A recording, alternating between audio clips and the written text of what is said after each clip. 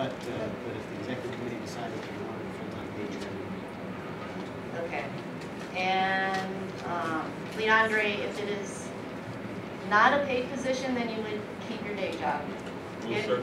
And if it was? Then I would be a full-time chair. Okay. Okay, and Ted, did you say whether you thought it should be a paid position or not? Yes. Sure. Just a couple. Thank you. All right. Okay, here's the next question. 2 minutes on this one. If I tapped out my individual giving to a candidate, how would you convince me to give money to the state and not to a 501c3 or 4 or a political action committee? And we'll start with Senator Pick.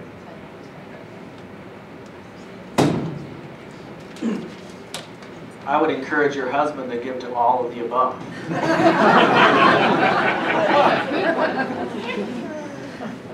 But I think that speaks to one of the main reasons why I'm running, is because I don't know when the last time was State Party asked me to give money to State Party. And I don't know when the last time was I gave money to State Party. The reason why I'm running is to put together a message, a conservative message, that people can buy into, that people will want to invest in, and give up their hard-earned money to invest in our party to help us win elections. I will ask each and every one of you for your money. And I'll encourage you to give to the candidates, and I'll encourage you to give to the 527s. But I want you to give money to the state party. And we will write letters to you, we will email you, we will hit you on Facebook, we will hit you on Twitter, we will hit you every way we possibly can. But state party has to have money if we're going to win elections. In the last election cycle, we had 3 state Senate seats that we needed to win back the majority, that we lost by 1%. 1,800 votes total. And the total money that state party gave to those 3 candidates was $500 2 weeks before the election.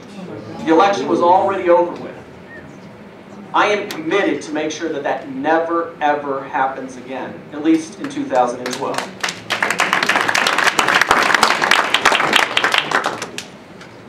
After tapping out, how do you convince somebody to donate to state party? Speak out, Leondray. Anybody have kids? Yeah. You ever sit chocolate cake in front of your kids and broccoli on the other side? Which they go for first? Chocolate cake. That's the 527. You can give as much as you want and you can see it. Wow, I give this money and next week we're bashing Michael Bennett. And next week we're bashing John Hickenlooper. And we have broccoli. Well, what does state party do with the money? Well, we provide support to candidates, door knockers, lists. Any unsexy thing about politics, that's where that money is going to go. But I ask you this. I know it tastes good, I know it feels good, but can you really live off chocolate cake? No. You're going to have to do those things. You're going to have to eat the broccoli. The way we get people to donate, invest, is simple. You make the case. You know you've donated to this candidate, you can donate twice if you go through the state party. That's one way.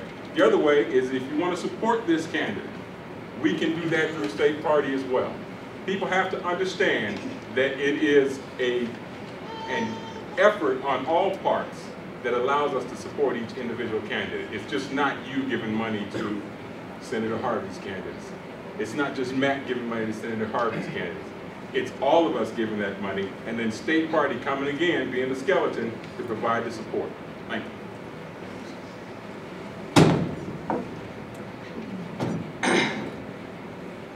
Both of my colleagues here have talked about investment. And if you're going to get an investment, you're asking for investors. You have to provide a return on that investment. You have to show that they're getting something for it. And I agree with Senator Harvey. I haven't given any money to the state party lately. They haven't earned it. They haven't shown that they would be proper stewards of our money. They haven't shown that they would invest that money wisely. They've shown that they'll hoard it and give it out, dole it out at the last minute when it can't do any good. So we need to be able to go out when we're asking for money, tell people what we're going to do with it. Have a plan for it. Build up the infrastructure, the skeleton, if you will. And I like the analogy. Build up that infrastructure. Talk about the messaging. Show that we are out there making things happen, not just when it's the 96 hours before the campaign, but year in and year out, that we're moving the message, that we're having an impact, that we're framing the debate and setting the conditions for success over the long term. That requires a business plan, that requires an investment mindset, that requires strategic planning. Strategery. We haven't had any strategery. We haven't had a strategic vision. We have not had a strategic plan.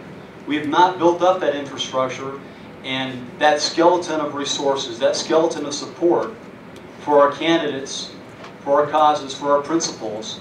We have not been out there effectively promoting ourselves over the year instead of just concentrating on campaign season. So that's how I would answer that question. I will show you a return on your investment by putting funds into the state party, getting concrete results, and moving forward to set things up to win. Thanks. Sorry.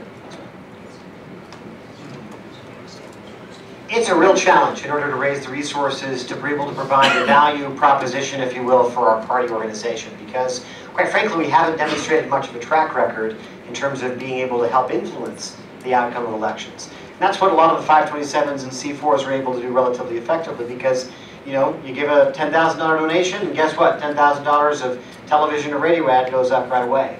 The challenge with the party is the infrastructure. It's a lot of the stuff that is somewhat unsexy, but it is behind the scenes. But those are some real tangibles that our party's candidates need for the long term. And so being able to provide the investment for that and a clear plan is necessary. Unlike, I think, my other colleagues that are up here, I've, for the last 2 years, been serving as the county party chairman in Denver, and for 4 years before that as the county party vice chairman. And I can tell you, it is really hard to raise money for party committees, especially in Denver, when it's hard to be able to show where those resources are going. But we were able to lay out a strategic plan. We were able to identify goals that we wanted to accomplish and show how an investment in the party there would make a difference for the overall effort. We were able to help recruit and provide real resources and help support local candidates and office space, those kinds of ongoing operations that help provide, you know, the structure for a committee to do it. And over the last couple of years as chairman, I think in total we raised about $135,000 in Denver. From some major donors, but a lot for people that were willing to make small or monthly contributions.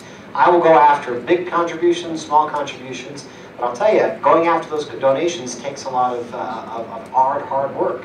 It's not easy to raise money, but I'm committed to making sure that we do that at every level possible. But you've got to be able to show what you're going to do with it.